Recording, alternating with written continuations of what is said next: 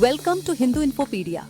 Today in our Civilizational Awakening series, we explore Rubika's classification crisis. Why Hindus are kafir, not people of the book. A deep dive into the theological, historical and modern implications of Islamic classification systems and what they mean for India today.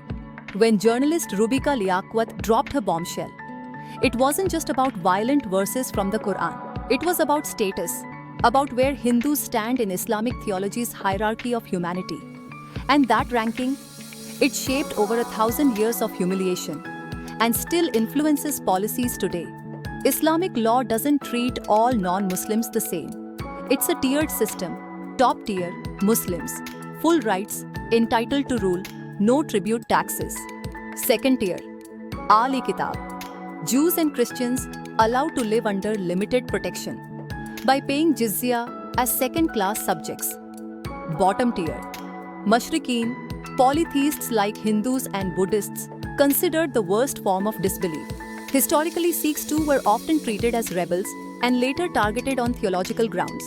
For Mushrikeen, theology prescribes conversion or death. Any protection was rare, grudging and conditional. Classical Hanafi jurisprudence documented in the Fatwa-e-Alamgiri explicitly placed Hindus in the Mushrikeen category. It states, the polytheists are to be invited to Islam.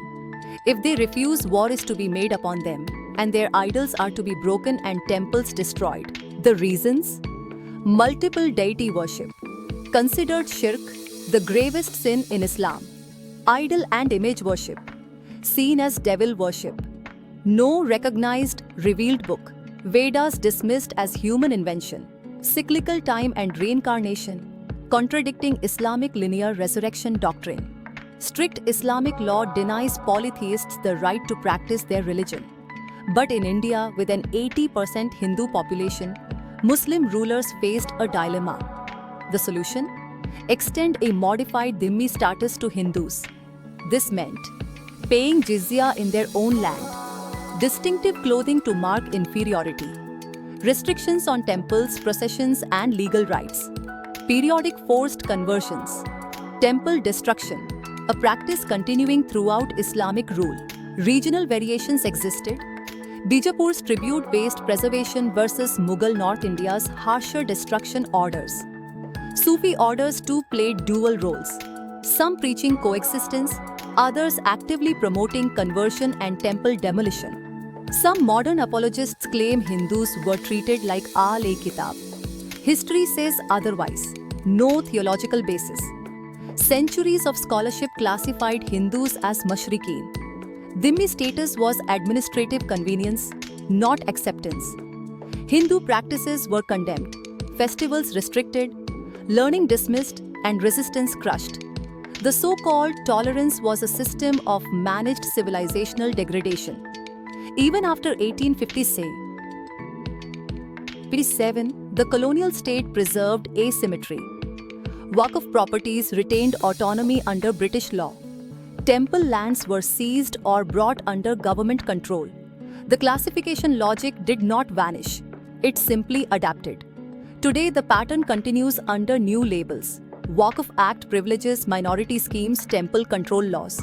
Court rulings like the 2022 Sri Padmanabhaswamy Temple Trust case and the 2023 Madras HC decision show continued state oversight of temples, while mosques remain free.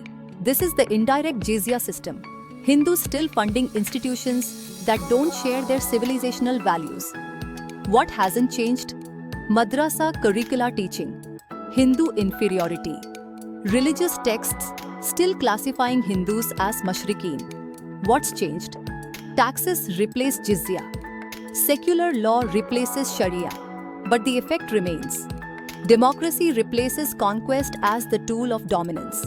The conditioning is deep, from medieval acceptance of subordination to modern guilt about majority privilege.